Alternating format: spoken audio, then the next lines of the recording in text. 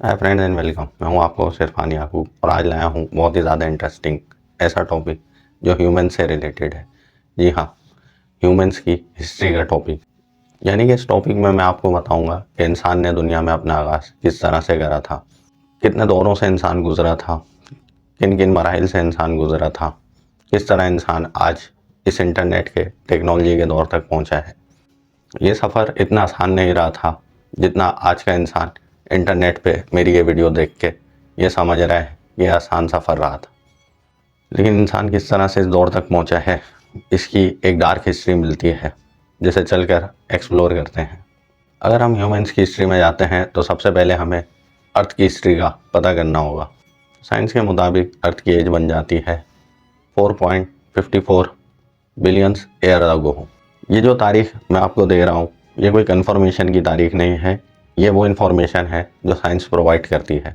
जबकि कहा जाता है अर्थ और अर्थ की एज दोनों ही एक अनसॉल्व मिस्ट्री रहे हैं। यानी कि ये कोई फाइनल डेट नहीं है, ये एक पॉसिबली डेट है जिसके ऊपर साइंस ने इत्तेफाक करा है कि ये अर्थ की एज कहलाती है। अब चलते हैं और देखते हैं किस तरह से ह्यूमंस अपने एवोल्यूशन, रेवोल्यूशन और अपना आगाज़ करता है इस दुनिया के अंदर। अगर हम ह्यूमन हिस्ट्री पे आते हैं तो काफ़ी डिफरेंट एराज में निशानदेही मिलती है ह्यूमंस की। जो ह्यूमन का आगाज़ हुआ था वो प्री हिस्टोरिकल एराज से हुआ था। इन प्री हिस्टोरिकल एराज से पहले भी बहुत सारे एराज दुनिया में गुजरे थे जिनमें लाइफ ज़रूर मिलती है लेकिन उनमें ह्यूमंस का वजूद नहीं मिलता। ह्यूमंस का वजूद जिन मकामात पर साइंस ने बताया है वो आ जाते हैं प्री हिस्टोरिकल एराज में। प्री हिस्टोरिकल एराज में आ जाते हैं general time periods. General time periods में नंबर 1 पे आता है जियोलॉजिकल टाइम। जियोलॉजिकल टाइम जिसके बारे में कहा जाता है कि ह्यूमन इस टाइम पीरियड के बाद दुनिया में आ चुके थे। इसका जो टाइम ड्यूरेशन मिलता है वो मिलता है 3 मिलियन ईयर का। यानी कि जब ये टाइम ड्यूरेशन चल रहा था जिसको कहा जाता है जियोलॉजिकल टाइम, इस ड्यूरेशन के बाद ह्यूमंस का आगाज़ हुआ था दुनिया में। यानी कि जियोलॉजिकल टाइम के बाद से ह्यूमंस का दुनिया में वजूद का पता चलता है कि इसके आसार शुरू हो चुके थे। अब आ जाता है प्रीमाटोमॉर्फिक एरा। इस एरा के अंदर इंसान के वजूद का तो पता नहीं चलता लेकिन इस एरा के अंदर जानवरों की इब्तिदा शुरू हो चुकी थी। यानी कि कहा जाता है ट्रेसिक वर्ल्ड, जुरैसिक वर्ल्ड और उसके बाद के दौरों में कुछ मेटोराइट्स दुनिया में आए थे जिसकी वजह से दुनिया में मैमल्स का और तमाम जानवरों का वजूद ख़त्म हो चुका था। जबकि कहा जाता है इस दौर के अंदर प्रीमाटोमॉर्फा एनिमल्स का वजूद दुनिया में आ चुका था। ये प्रीमाटोमॉर्फा एनिमल्स होते हैं मंकी, चिंपैंजी और इन्हीं की कुछ नस्लें, इसमें रकून भी शामिल होता है। इसके बाद आ जाता है सिमियान एरा। इस एरा में पाए जाते हैं सेमी फॉर्म्स एनिमल्स, यानी कि मंकीज़ की कुछ नस्लें पाई गई थी अफ्रीका के कुछ इलाकों में। इसमें मंकी थे, चिंपैंजी थे और सुमाट्रान ओरेंगटन शामिल थे। अब आ जाते हैं हेमोनाइडिक एरा पे। इस एरा में कहा जाता है कुछ इंसानी लाइफ के आसार मिलना शुरू हो गए थे। इसमें मुकम्मल तौर पे इंसानों का वजूद तो नहीं मिलता और कहा जाता है इंसान लाइक एप्स इसमें बहुत ज़्यादा पाए जाने लगे थे। यानी कि वो एप्स होते थे जिनके आजकल के दौरों में ही, यानी कि हालिया दिनों में ही कुछ स्केलेटन्स बरामद हुए हैं। ये स्केलेटन अफ्रीका के मकाम पर ही बरामद हुए हैं और सिमिलरली एप्स का वजूद भी कहा जाता है अफ्रीका में ही था। जबकि साइंस की रिसर्च के मुताबिक ये इंसानों का वजूद था। ये बात अजीब तो ज़रूर है कि इंसान पहले मंकी थे, लेकिन साइंस इस तरह की अपनी थ्योरी रखती है और वो बताती है कि एप्स इंसान ही थे। अब आ जाते हैं हम होमिनिनाइट एरा के ऊपर।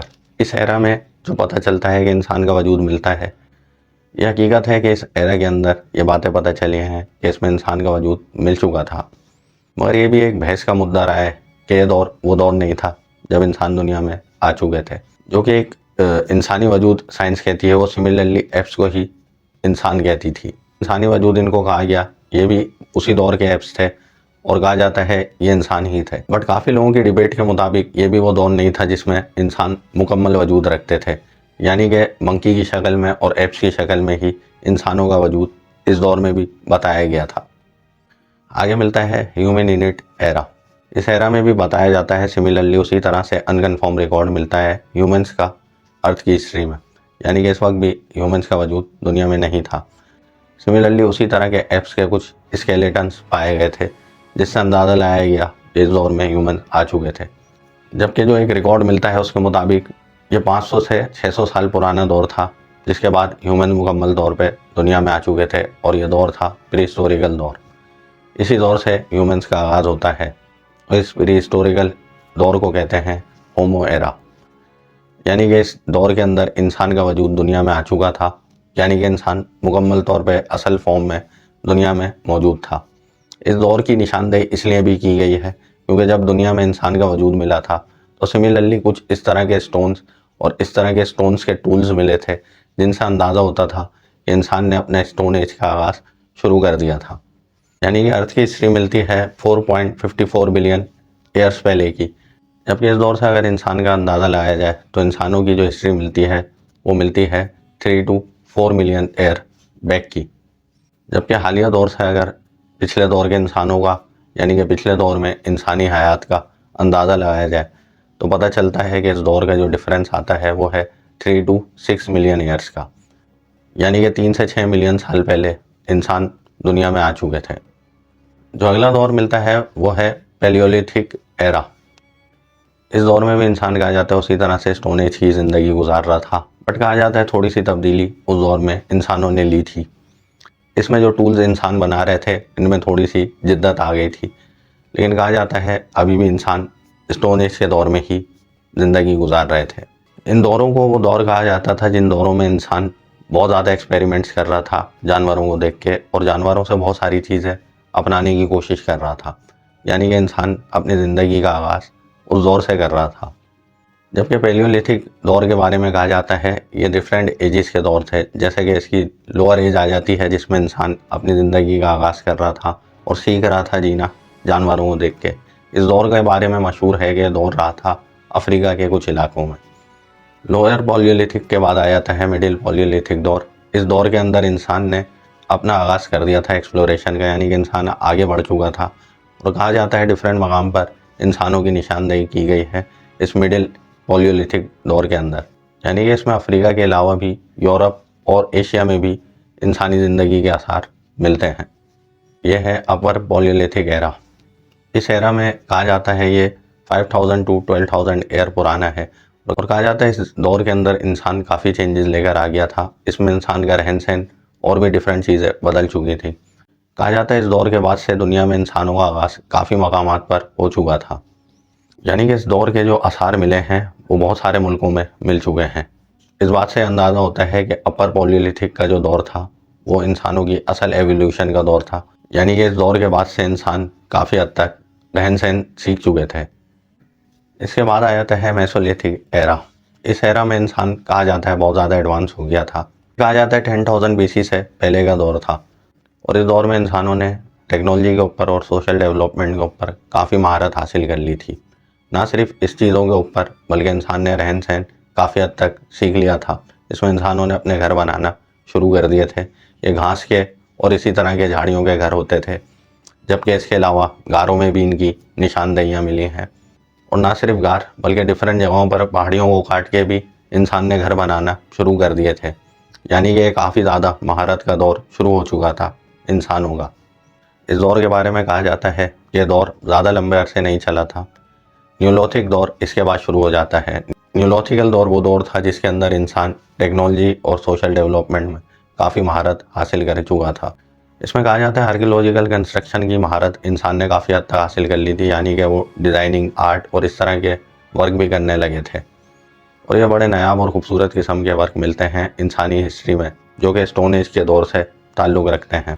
यानी कि ये मुकम्मल दौर था इंसान का जब ह्यूमन डेवलप हो चुके थे, यानी कि उनको जीने का तरीका आ चुका था। कहा जाता है इसमें इंसान अच्छे शिकारी बन चुके थे। ना सिर्फ अच्छे शिकारी बन गए थे बल्कि उनको फल उगाने के तरीके भी आ चुके थे। यानी कि अब इंसान अच्छी ज़िंदगी गुजारने के काबिल हो चुका था।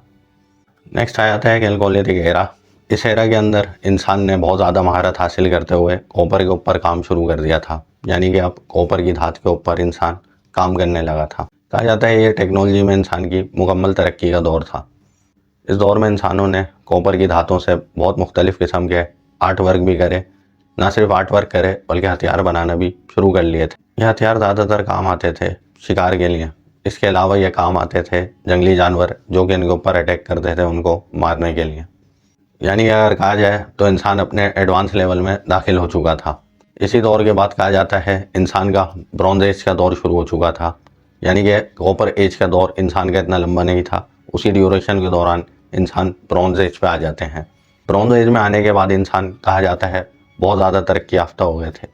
इस दौर में कहा जाता है इंसान काफ़ी चीज़ें सीख चुका था, जिसमें फार्मिंग और भी डिफरेंट चीज़ें इंसानों ने सीख ली थी। ब्रॉन्ज एज का जो दौर था इंसान का, कहा जाता है ये सबसे ज़्यादा खुशहाली और तरक्की का दौर रहा था इंसानी हिस्ट्री में कहा जाता है इंसान काफ़ी ज़्यादा मेहनती और काफ़ी ज़्यादा मेहनत कश थे। ना सिर्फ मेहनती और मेहनत कश थे, बल्कि इनके आर्ट वर्क की मिसालें भी दुनिया में आज तक मौजूद हैं। ब्रॉन्ज एज के दौर में इंसान मुकम्मल तौर पर पूरी दुनिया में फैल चुके थे, यानी कि बहुत सारे मकामात पर ब्रॉन्ज एज के आसार मिले हैं। सबसे ज़्यादा एशिया, यूरोप, मिडिल ईस्ट और इसके अलावा अफ्रीकन कंट्रीज़ भी इसमें शामिल हैं।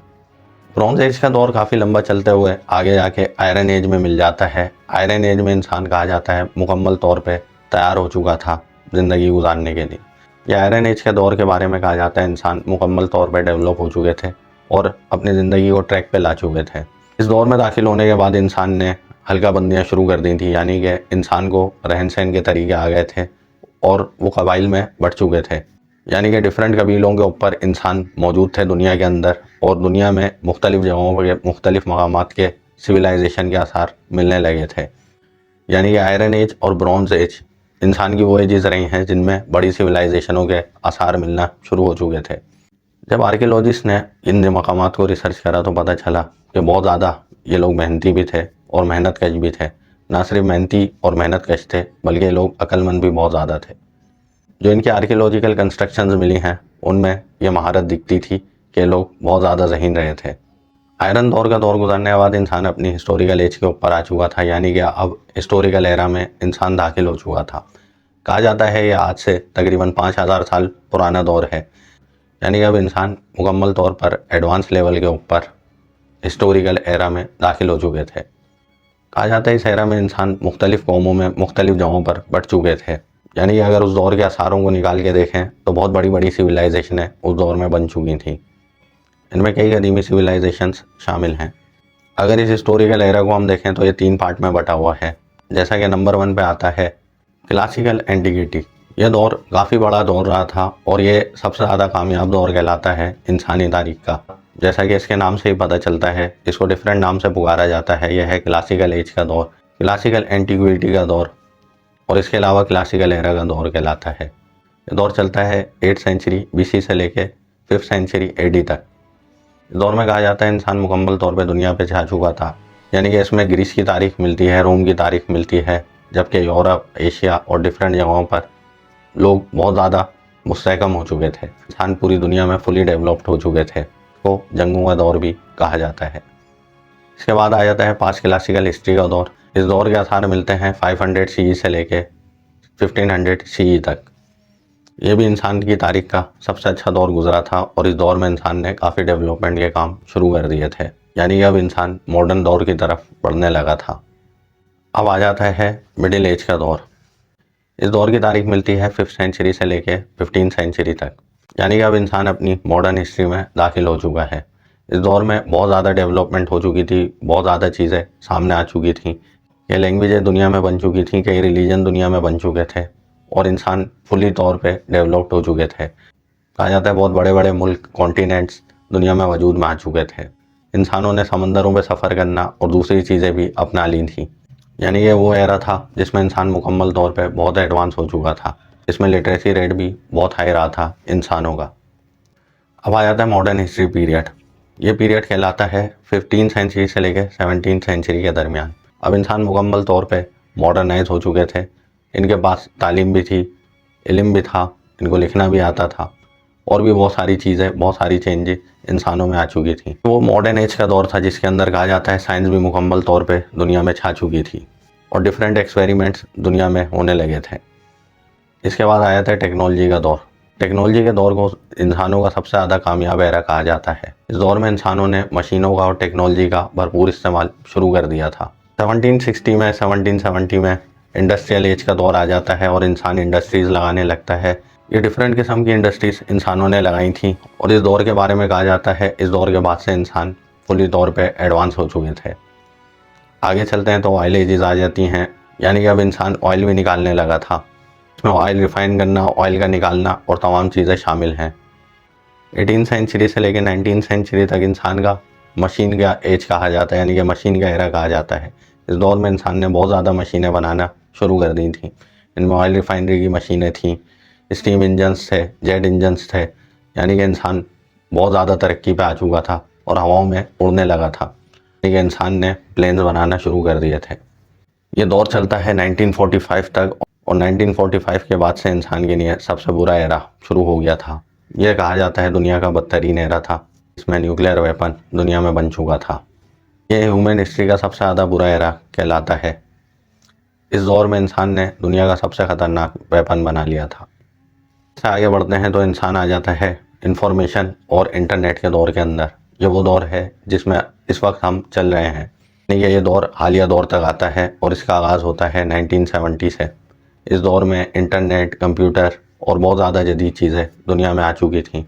मीडिया बहुत एक्टिव हो चुका था। कलर टीवी और डिफरेंट चीज़ें दुनिया में आम हो चुकी थी। ये इंसान का सबसे ज़्यादा मॉडर्न दौर है जिस दौर में अब हम चल रहे हैं। और यहाँ पर आके इंसानों की हिस्ट्री मुकम्मल हो जाती है अब तक की। दोस्तों फाइनली अगर हम एनालिसिस और कंक्लूजन की तरफ जाते हैं तो मैं थोड़ा सा आपका टाइम लेना चाहूँगा, क्योंकि इस चीज़ के अंदर बहुत सारी बातें हैं जो मैं क्लियर करना चाहता हूँ। नंबर 1 बात यह है, जो सारा डेटा मैंने आपके सामने रखा है ये साइंस का रिकॉर्ड है ह्यूमन हिस्ट्री के, ह्यूमन टाइम के बारे में। इसमें जो इंसान की एवोल्यूशन का बताया है कि किस तरह से इंसान बंदरों से इंसान बना है, इसके बारे में कन्फर्मेशन नहीं मिलती और ये बात आज तक डिबेट की नज़र है। कहा जाता है वो जो एप्स मिले थे वो इंसान नहीं थे, वो चिंपैंजी की ही कोई नस्ल थे, जबकि इंसान का असल वजूद इंसानी शक्ल में ही दुनिया में आया था। यानी कि जो एप्स उस दौर में मिले थे उनके बारे में कन्फर्मेशन नहीं मिलती कि वो मंकी की नस्ल थे या इंसान थे। इस पर कई डिबेट्स हो चुके हैं साइंटिस्ट के आपस में, यानी कि इस दौर के बारे में कन्फर्मेशन नहीं मिलती। लेकिन जो आगे की दौरों की कन्फर्मेशन मिलती हैं वो मैंने आप तक पहुंचाई हैं। यानी कि इंसान का आगाज़ स्टोन एज के दौर से होता है। दोस्तों अब आपको ये ह्यूमन हिस्ट्री की इन्फॉर्मेशन अच्छी लगी होगी। अगर अच्छी लगी है तो वीडियो को लाइक करें, शेयर करें, मेरे चैनल को सब्सक्राइब करें, देखते रहें हिस्ट्री मॉन्स्टर।